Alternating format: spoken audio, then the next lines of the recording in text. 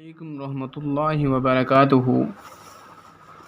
میں ہوں آپ کے ساتھ حکیم محمد دلاور حسین اور آپ کو اس یوٹیوب چینل AM دیسی ٹی اسٹیپس میں خوش آمدید کہتا ہوں۔ دوستو، مردانہ کمزوری ایک بہت ہی موذی مرض ہے۔ آج کل کے مردوں میں دیکھیں تو 95% اس کے مریض ہیں، لیکن اکثر اوقات ہم نے دیکھا ہے کہ 70% لوگ بیچارے شرم کے مارے کسی کو بتاتے نہیں ہیں، اور اس کی وجہ سے وہ ایک چند ہی دنوں میں، چند ہی عرصے مختصر عرصے میں نامردی کا شکار ہو جاتا ہے۔ علاج ضروری ہے، اگر آپ علاج نہیں کریں گے تو آپ بالکل فارغ بھی ہو سکتے ہیں۔ بہت ہی آسان نسخہ بتاؤں گا آپ کو۔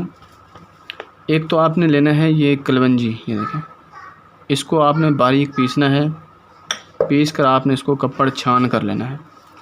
کپڑ چھان کریں گے تو آپ بالکل ایسا باریک پاؤڈر نکل آئے گا۔ کپڑ چھان کرنے کے بعد ایک باریک پاؤڈر نکل آتا ہے، اس پاؤڈر کو آپ محفوظ کر لیں، یا کوئی آپ جیسے نمک دانی ہوتی ہے اس میں بھر کر رکھ دیں۔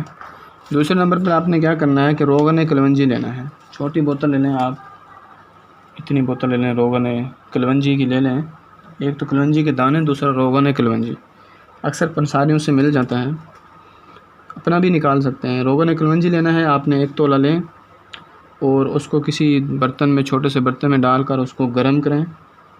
گرم کرنے کے بعد آپ نے اس کو اتار کر جب تھوڑا سا ٹھنڈا ہونے لگے تو اس میں 1 تولہ روغن بلسان ڈال دیں۔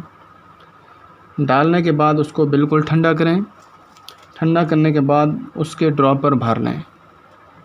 اب آپ نے اس کو باریک جو پسا ہوا آپ کے پاس کلونجی کا پاؤڈر ہے اور جو آپ کے پاس قطرے ہیں، اس کو استعمال کیسے کرنا ہے آپ نے۔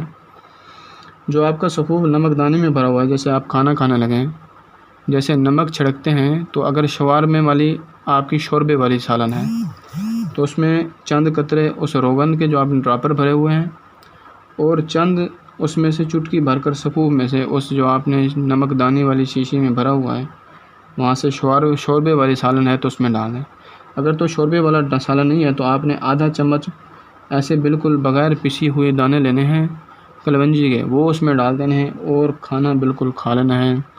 یقین کریں بہت ہی کام کی چیز ہے، کیونکہ آپ صلی اللہ علیہ وسلم کا ارشاد پاک ہے کہ کلونجی ہر مرض کی دوا ہے صرف موت کے علاوہ۔ دیکھیں، آپ صلی اللہ علیہ وسلم کا فرمان غلط نہیں ہو سکتا، کوئی شک نہیں ہو سکتا اس میں۔ جو آپ صلی اللہ علیہ وسلم نے کہہ دیا ہے وہ ہمارا ایمان ہونا چاہیے۔ تو دوستو، اس نسخے کو استعمال کریں، اپنے بھائی کو دعاؤں میں یاد رکھیں، نماز پنجگانہ کا اہتمام کریں۔ میں آپ سے اجازت چاہوں گا۔ السلام علیکم ورحمۃ اللہ وبرکاتہ۔